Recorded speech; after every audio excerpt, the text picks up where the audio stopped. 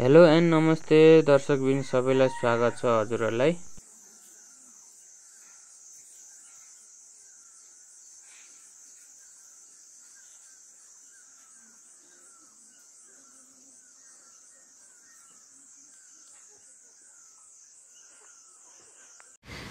नमस्कार सम्पूर्ण दर्शकबिनहरू। आज म तपाईहरुलाई मौरीको गोला विभाजन कसरी गर्ने भनेर देखाउन गइरहेको छु। आज म चाहिँ यो एकजना मौरी पाल्ने किसानको घरमा गएर त्यो गोला विभाजन चाहिँ उहाँलाई सिकाएको छु। अहिले हामीले यो मौरी घर चाहिँ कहाँ राखिएको छ हेर्न सक्नुहुन्छ। यो घरको छेउमा छ है, खाटको छेउमा, ठ्याक्क घरको सकिएपछिको छेउमा छ। त्यो ख्याल गर्नु होला, किन भन्दा हामीले पछि चाहिँ अर्को घरमा सार्दाखेरि चाहिँ दुईटा घरको दूरी कति राख्ने भन्ने चाहिँ तपाईहरुलाई मैले पछिसम्म पनि देखाउँछु। यो चाहिँ उहाँले मलाई फोन गरेर बोलाउनु भयो। मेरो मौरी चाहिँ धेरै भरियो, अब गोला विभाजन गर्दिन सिकाउनु पनि पर्यो र गर्दिनु पनि पर्यो। मैले चाहिँ मौरीको तालिम पनि ल्याएको छैन र मौरी पनि मेरो घरबाट धेरै मौरीहरू चाहिँ भाग्यो, 3-4 पटकसम्म पनि भाग्यो र मौरी सकिने बेला भयो भनेर फोन गर्नुभएको थियो। त्यही अनुसारले मैले गएर चाहिँ उहाँलाई प्रत्यक्ष रूपमा यसरी विभाजन गर्नुपर्छ भनेर गएर चाहिँ सिकाएको छु। र उक्त भिडियो चाहिँ यहाँ मैले सम्पूर्ण मौरी पालन गर्नुभएका किसानहरू समक्ष पुर्याउनको लागि चाहिँ यो भिडियो बनाएर युट्युबमा हाल्न गइरहेको छु। र यो भिडियो राम्रो लाग्यो भनेमा तपाईहरुले चाहिँ मेरो युट्युब च्यानलमा सब्स्क्राइब गर्नुहोला र यो भिडियोलाई लाइक, कमेन्ट, शेयर गरेर धेरैजनासम्म पनि पुर्याउन सहयोग गर्नुहुन पनि मैले विनम्र अनुरोध गर्दछु। अब पहिला हामीले पहिले विभाजन गर्दा हामीले के ध्यान दिनुपर्छ भन्दा हाम्रो मौरीको घरमा कति फ्रेम छ त। हाम्रो कम्तीमा पनि 4 फ्रेमहरू छुट्याउनु पर्दा पनि कम्तीमा 8 फ्रेमहरू चाहिँ हुनु पर्यो। यहाँ हामीले अब मौरी घरमा देख्न सक्छौँ, यहाँ 8-9 फ्रेम नै भरिसकेको छ र धेरै मात्रामा भाले मौरीहरू पनि देख्न सक्छौँ। भाले मौरीहरू छ, रानी कोष बनाएको छ भनेपछि यो मौरी घर चाहिँ दिनौँ छुट्टिरहेको छ। तसर्थ हामीले अब यसलाई चाहिँ विभाजन गर्नुपर्ने बेला भयो भनेर चाहिँ बुझ्नु पर्यो है। र अब विभाजन पनि फेरि हामीले बर्खायाम सुरु भएपछि यो लगातार पानी परिरहेको बेलामा कहिले पनि विभाजन गर्नु हुँदैन। यो चाहिँ अलिकति यो जेठको बेलाको भएको हुनाले मैले चाहिँ यहाँ सिकाइरहेको छु। र अब हामीले पहिलो पटक यहाँ विभाजन गर्दा पहिला तपाईहरुले 4वटा फ्रेम एकातिर 4वटा फ्रेम एकातिर गरेर हुँदैन। कसले चाहिँ विभाजन गर्ने भनेर एकातिर 4वटा एकातिर 4वटा गर्नुहुन्छ, त्यस्तो चाहिँ हामीले गर्ने होइन। अब हामीले चाहिँ बिस्तारै प्रत्येक फ्रेमहरू हेर्ने र रानी मौरी कहाँ छ, हामीले गोला विभाजन गर्नलाई उपयुक्त घरको चाहिँ रानी मौरी कहाँ छ त्यो खोज्नुपर्छ है। अब यसमा मैले यहाँ देखिरहनु भएको छ रानी मौरी चाहिँ कहाँ छ भनेर चाहिँ यो बिस्तारै खोजिरहेको छु। अब बिस्तारै अब मौरी चाहिँ धेरै छ, मौरी धेरै भएको बेलामा चाहिँ के छ, रानी मौरी चाहिँ खोज्न चाहिँ एकदमै गाह्रो हुन्छ। एकदम ध्यानपूर्वक नआत्तिकन मौरीलाई चाहिँ धेरै नठोक्काइकन नहल्लाइकन बिस्तारै चाहिँ हेर्नुपर्छ। उनीहरूलाई फेरि कसैले चाहिँ आक्रमण गर्न लाग्यो भन्ने सोच्यो भने उसले चाहिँ तपाईहरुलाई के गर्छ भन्दा चिल्छ र एउटा मौरीले चिलिसकेपछि फेरि अर्को मौरीले पनि के अरू मौरीहरू पनि त गन्धले गर्दा चिल्लाउँछन्, त्यो पनि ख्याल गर्नु पर्यो। र हामीले यो मौरी खेलाउँदाखेरि जहिले पनि बिबेल जुन हाम्रो यो टोपी मैले लगाएको छु घुम्ती, यो चाहिँ अनिवार्य लाउनुपर्छ। किन भन्दा कहिलेकाहीँ मौरीलाई आँखामा पनि टोक्न सक्ने हुन्छ र हातमा चाहिँ पन्जा पनि अब अलिकति रिसायो भने हातमा पनि धेरै टोक्छ। तर मैले यहाँ अलिकति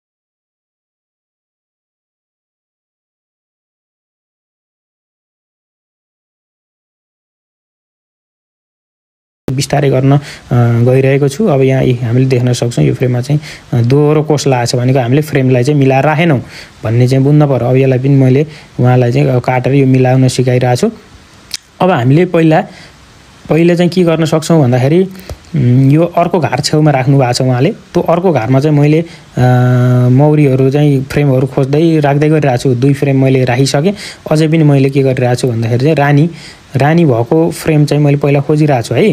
अब रानी भएको फ्रेम चाहिँ बिस्तारै हेर्नुपर्छ। अब 8-9 फ्रेममा चाहिँ हामीले अब सजिलैसँग रानी यत्रो भरिएको बेलामा सजिलैसँग देख्न पनि सकिँदैन र अलिकति मौरी झुप्प भएको बेलामा भित्रभित्र लुकेको पनि हुनसक्छ। त्यसर्थ धैर्यपूर्वक नआत्तिकन चाहिँ हामीले के गर्नुपर्छ, रानी मौरी भएको फ्रेम चाहिँ खोज्नुपर्छ। र जहाँ हामीले रानी मौरी भेट्छौँ नि, त्यो रानी मौरी भेटेको वाला फ्रेम चाहिँ रानी भएको फ्रेमलाई चाहिँ कहाँ केमा राख्छौँ भन्दा अहिले ल्याएको नयाँ घर, उयो अहिले जुन मेरो अगाडि छ त्यो चाहिँ के हो, नयाँ घर हो है। त्यसमा चाहिँ हामीले पुरानो रानीलाई चाहिँ त्यसमा सार्नुपर्छ।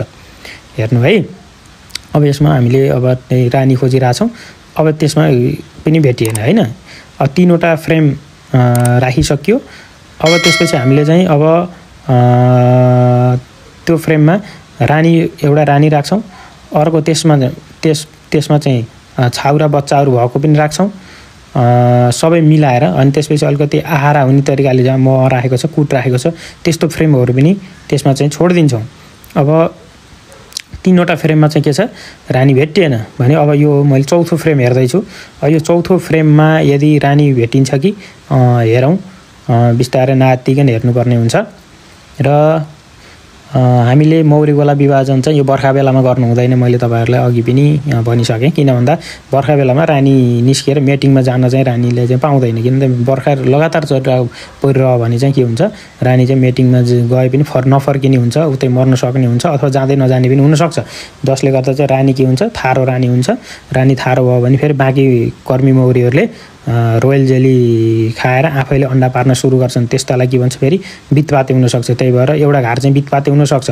तसर्थ हामीले वर्षायाममा चाहिँ 9-10 फ्रेमै भरिए पनि गोला विभाजन पनि नगर्नु हुन चाहिँ मैले के गर्छु, अनुरोध गर्दछु हजुरहरूलाई। अब यसमा मैले उहाँ सम्बन्धित किसानलाई पनि यहाँ सिकाइरहेको छु यसरी गर्नु भनेर। उहाँ मौरीमा चाहिँ नौलो हुनुहुँदो रहेछ, 3-4वटा घार चाहिँ पाल्नु भएको रहेछ। तर पनि विभाजन गर्न नजान्दाखेरि चाहिँ मौरीहरू चाहिँ लगातार उडेर चाहिँ गइरहेको छन्। अब यसमा चाहिँ मैले 4वटा फ्रेम पनि त्यता राखेँ। अब यतातिर मसँग 5वटा फ्रेम छ।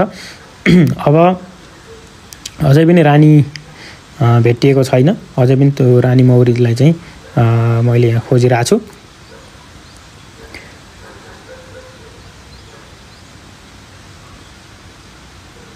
हामी एकदम नातिकन खोज्नुपर्छ है। यो भ्याइएन, यो त कति ढिला हो भन्नुहुन्न। एउटा मात्र मौरी चाहिँ रानी मौरी अलिक भिडभाडमा खोज्न पहिचान गर्न अलिकति गाह्रै हुन्छ। कहिलेकाहीँ सजिलो फ्याट्ट भेटिन्छ भने। र धेरै जसो के याद गर्नु भन्दा रानी मौरी बसेको फ्रेम चाहिँ अलि मौरी शान्त हुन्छन् है। अरू मौरीमा भन्दा रानी बसेकोमा चाहिँ अलिकति मौरीहरू चाहिँ शान्त हुन्छन्। त्यो कुरा पनि तपाईँहरूले ख्याल गर्नु होला। र हाम्रो पहिलाको पुरानो मौरी यो घरको ठ्याक्क हेर्नु त, घरको ठ्याक्क छेउमा, त्यो खाटको छेउमा तल छ होइन।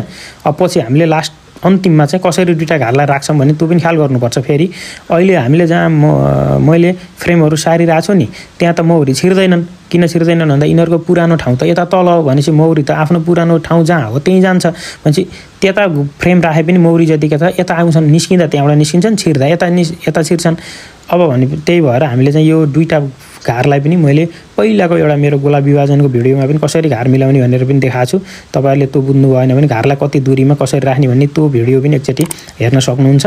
भने यसमा पनि मैले अन्तिममा कसरी घारलाई व्यवस्थापन गरेको छु त्यो पनि तपाईँहरूलाई अन्तिममा देखाउँछु। हामीले यसरी सम्पूर्ण फ्रेमहरूलाई चाहिँ एकदम राम्रोसँग हेर्नुपर्छ है। अब यहाँ हेर्नु त, अब यहाँ रानी देखियो ल। यो फ्रेममा चाहिँ अब मैले यसलाई चाहिँ अलिकति नजिकबाट देखाएको छु। यसरी हेर्दाखेरि चाहिँ यहाँ रानी, यो फ्रेममा चाहिँ रानी देखियो भनेपछि यो रानी चाहिँ जुन कालो बिस्तारै हिँडिरहेछ र रानीले पारेका अन्डाहरू पनि हामीले त्यहाँ राम्रोसँग देख्न सक्छौँ। यी कर्मीहरू भयो भने हाम्रो रानी मौरी चाहिँ त्यहाँ छ भनेको यो मौरी जुन रानी मौरी छ त्यसलाई चाहिँ अब मैले यो फ्रेमलाई चाहिँ मैले अब के गर्छु, रानी मौरी भयो भने म यहाँ चाहिँ के भयो ढुक्क भएँ भनेपछि अब यसमा रानी छ भनेपछि यसलाई मैले चाहिँ अब अर्को फ्रेममा अर्को घारमा चाहिँ सार्छु। हेर्नु है, यसमा मैले कता राखेँ, पुरानो रानीलाई चाहिँ पल्तिर राखेँ। अब यतातिरको घारमा चाहिँ के छ, रानी छैन। रानी छैन भने अब मैले के गर्नु पऱ्यो, के ध्यान दिनु पऱ्यो भन्दा तपाईँहरूले भाले मौरी पनि हुनु पऱ्यो। नयाँ रानीलाई त मेटिङमा जानु पऱ्यो। यहाँ त एकदम धेरै भाले मौरी देखिएछ। यो मैले जुन लिएँ त्यो पनि भाले मौरी हो। यतातिर चाहिँ भाले मौरी हुनु पऱ्यो। त्यसपछि गएर अन्डा भनेको 3 दिने अन्डा हुनु पऱ्यो, जहाँबाट चाहिँ कर्मी मौरीले रानी कोष तान्छन्। 3 दिने अन्डा भएन भने चाहिँ हामीले के गर्नु पऱ्यो भन्दा 3 दिने अन्डा पनि छैन अथवा रानी कोष छ भने चाहिँ हामीले के गर्छौँ, रानी कोष हेर्छौँ है। अब हेर्नु त, यहाँ रानी कोषहरू हामीले चाहिँ अब देख्न सक्छौँ। एउटा 2टा रानी कोषहरू बनाउँदैछ। अब यो रानी कोष चाहिँ अब हामीले धेरै रानी कोषहरू छन् भने निकालेर पनि फाल्नुपर्छ है। किन भन्दा फेरि 3-4वटा रानी कोष छोडियो भने फेरि त्यसबाट रानी निस्केर फेरि त्यो गोला पनि के हुन्छ, विभाजन हुन्छ, भाग्छ। मौरीले के गर्छ, आफ्नो हुल लिएर निस्किन्छ। आफ्नो हुल लिएर निस्किँदाखेरि चाहिँ पुरानो मौरी जुन छ त्यसले चाहिँ नेल निस्किन्छ। अब यहाँ अब यो फ्रेमलाई चाहिँ हामीले कता राख्नु पर्यो, जहाँ रानी अहिले छैन त्यो घारमा राख्नु पर्यो। किनभने यस फेरि रानी भएकै घारमा यसलाई राखियो भने त फेरि यो निस्किने बित्तिकै पहिलाको रानी भाग्छ। हेर्नु त 1 2 3 4 5वटा चाहिँ के छ रानी कोष छ भनेपछि अब हामीले एकदम ठुलो रानी कोषलाई चाहिँ छानेर रानी कोषलाई राति छोडिदिन्छौँ र अरू सानातिना रानी कोषहरूलाई चाहिँ हामीले के छ यसरी चाहिँ निकाल्छौँ। भनेपछि मैले यहाँ तपाईँहरूको 3वटा जति रानी कोषहरू चाहिँ निकालेर मैले फालिदिएँ है। अब त्यहाँ मैले चाहिँ कुन एउटा अलिकति ठुलो निस्किन तयार भएको र एउटा अलि भर्खरको रानी कोष चाहिँ 2टा छोडिदिएको छु। अब फेरि 2टा छोड्दा त रानी निस्किएर 2टै निस्केला नि भन्नु होला। फेरि मौरीले के गर्छ, रानी मौरीले भन्दा रानी नभएको घरमा पहिले निस्किन्छ अनि त्यसपछि त्यहाँ चाहिँ रानी कोषहरू छ कि छैन भनेर चाहिँ के गर्छ खोज्छ। ल अरू रानी कोषहरूलाई चाहिँ उसले टोकेर मारिदिन्छ क्या। भनेको आफू चाहिँ जुनबाट मूल रानी निस्किने हो त्यो चाहिँ टोपी खोलेर जुन कोषको टोपी हुन्छ नि त्यो टाउको खोलेर निस्किन्छ, तर त्यसले चाहिँ अर्कोलाई चाहिँ के गर्छ साइडबाट काट्छ। त्यही भएर हामीले जहिले पनि फ्रेमहरू हेर्दा चाहिँ साइडबाट काटिएको देखियो भने चाहिँ यो चाहिँ रानीले मारेछ भन्ने बुझ्नु पर्यो। ल गोला विभाजन सकियो होइन। अब गोला विभाजन सकिएपछि मैले फेरि यो थोरै अगाडिको देखाएँ।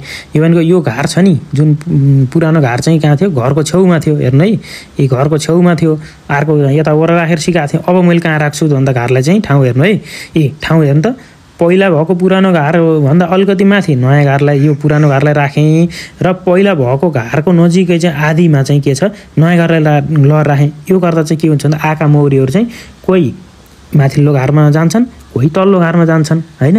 यसरी तपाईँहरूले त 2टा घरको बिचमा एउटा कचौरोमा पानी देख्नुहुन्छ नि, हो त्यहाँ चाहिँ के थियो हाम्रो सुरुको घार चाहिँ त्यहाँ थियो। त्यहाँभित्र चाहिँ मौरीहरू छिर्थे पहिला है। अब चाहिँ मौरीहरू त्यहाँनिर आउँछन् ठ्याक्क उडेर गएका, त्यसपछि चाहिँ कोही दायाँ कोही बायाँ लाग्छन्। अब हामीले रानी मौरीतिर अलिकति बढी जान सक्छन्, त्यसैले रानी मौरीलाई अलि पर सारिदिने, अर्कोलाई अलि नजिक ल्याउने, अथवा अर्कोमा बढी गयो भने त्यसरी चाहिँ हामीले तलमाथि चाहिँ गर्न सक्छौँ है। यसरी हामीले मौरीको चाहिँ गोला विभाजन गर्न सकिन्छ।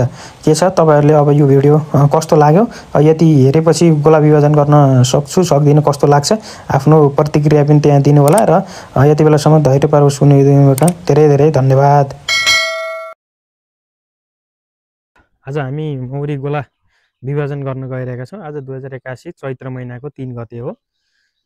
पहिला गोला विभाजन गर्नको लागि हामीले चाहिँ यो स्ट्यान्ड, यो जुन देखिएको स्ट्यान्ड छ 2टा बराबर उचाइमा हुनुपर्छ र एउटा नयाँ घार ल्याएर यहाँ छेउमा राखेका छौँ र अगाडि पनि बराबर यो पनि बराबर दूरीमा हुनुपर्छ 2टै यो। अब हाम्रो यो पहिलो घार छ र पहिलो घारको हाम्रो पहिला चिन्ह लगाउँ एउटा। यो घारको मुनि भनेको यहाँ एउटा लाइन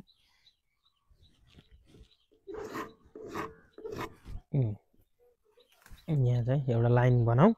यो त ठ्याक्कै यसको मुनि यो देखिएको छ भन्ने चिन्हलाई हो। त्यसपछि यसलाई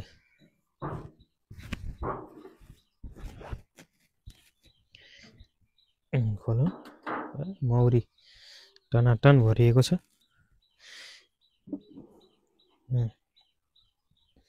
माथिको सुपरमा अब चढाएको छैन र हामीले सबभन्दा पहिला के ख्याल गर्नुपर्छ भन्दा मौरी गोला विभाजन गर्दा हामीसँग भाले मौरीहरू छ कि छैन त्यो ख्याल गर्नुपर्छ।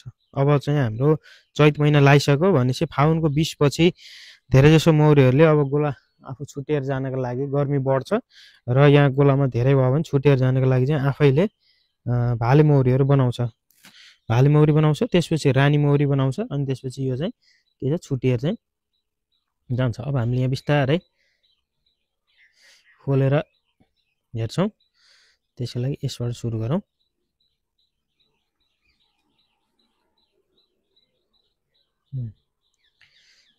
यसमा हेर्न सक्छौँ यहाँ भाले मौरीहरू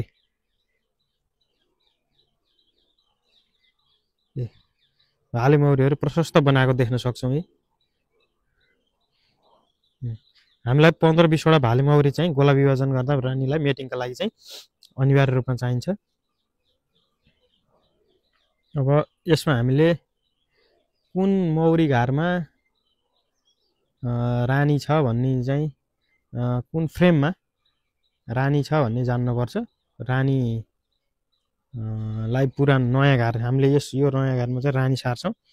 त्योभन्दा अगाडि मैले चाहिँ यहाँ एउटा थोरै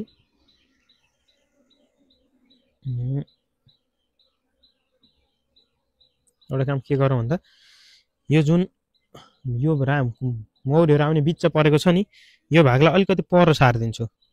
यो भागलाई अलिकति पर सारौँ र यसलाई अलिकति पर सार्छौँ।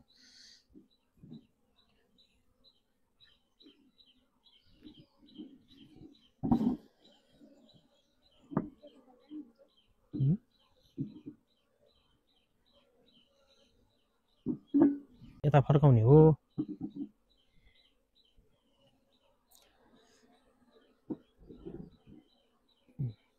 यसलाई यता राखौँ। यसलाई यहाँ राखौँ हैन। अब अघिको भाग चाहिँ हाम्रो यहाँ बिचमा पर्यो। अब हामीले दुवैतिर हुने गरी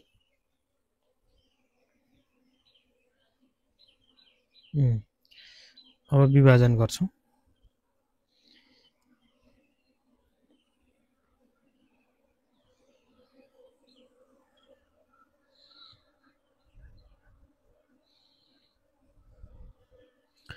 यहाँ हामीसँग 1 2 3 4 5 6 7 8वटा फ्रेम छ। 4-4वटा गर्छौँ। हेरेर राख्छौँ।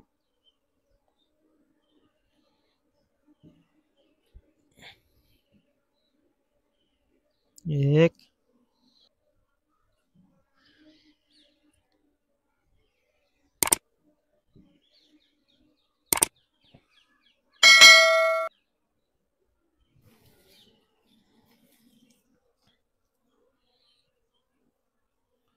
बिस्तारै रानी हेर्नुपर्छ। रानी चाहिँ हामीले नयाँ जुन सार्ने हो त्यो घरमा चाहिँ हामीले नयाँ रानी दिन्छौँ। यसमा रानी देखिएन, तर रानी चाहिँ अब मौरी धेरै हुँदाखेरि रानी चाहिँ एकदम बिस्तारै हेर्नुपर्ने हुन्छ। यो भाले मौरी हो, यो कालो टाउको भएको।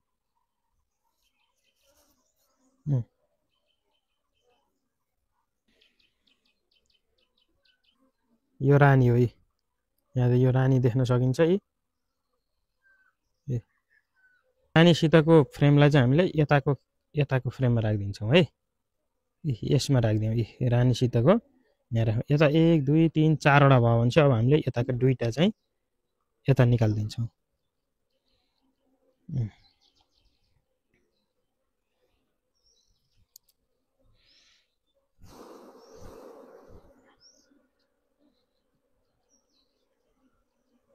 मौरीको सङ्ख्या चाहिँ यतातिर थोरै छ, तसर्थ हामीले चाहिँ यो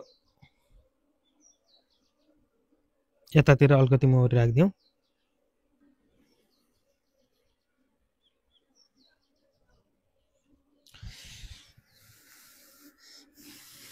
र फ्रेमहरू चाहिँ एकअर्कामा जोडाएर राख्नुपर्छ यसरी।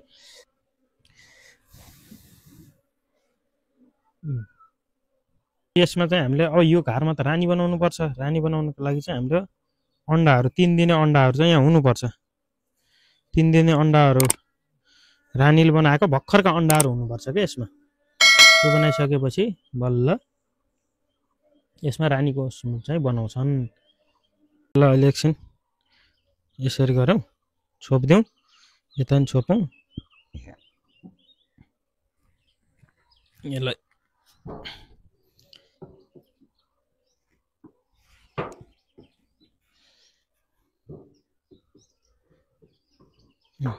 छोपौँ। यसलाई पनि छोपौँ। त्यसपछि यहाँ हेरौँ। अब अहिलेको बिच यो हो। मौरी कतातिर गइराखन् धेरै। यता पनि आइराखन्।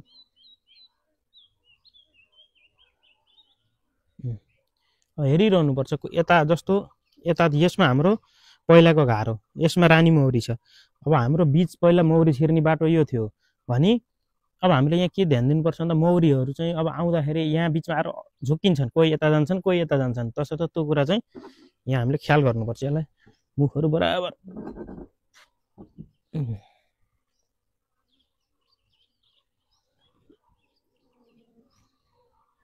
अब दुवैतिर मौरीहरू बराबर जान्छन्, यता पनि गइरहेछन्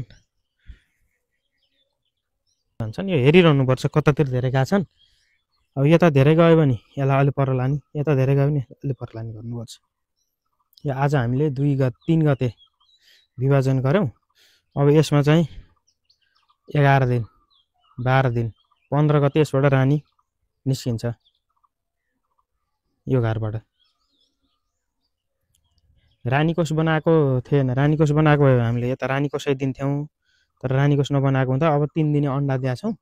3 दिनसम्मको त्यो अन्डाबाट चाहिँ कर्मीहरूले रानीकोष बनाउँछन्। त्यो अन्डालाई चाहिँ फुटिसकेपछि रोयल जेली खुवाउँछन्। लगातार रोयल जेली खाएपछि त्यो चाहिँ रानीकोष हुन्छ, जुन चाहिँ यसरी गाईको थुन जस्तो झुन्डिएको देखिन्छ।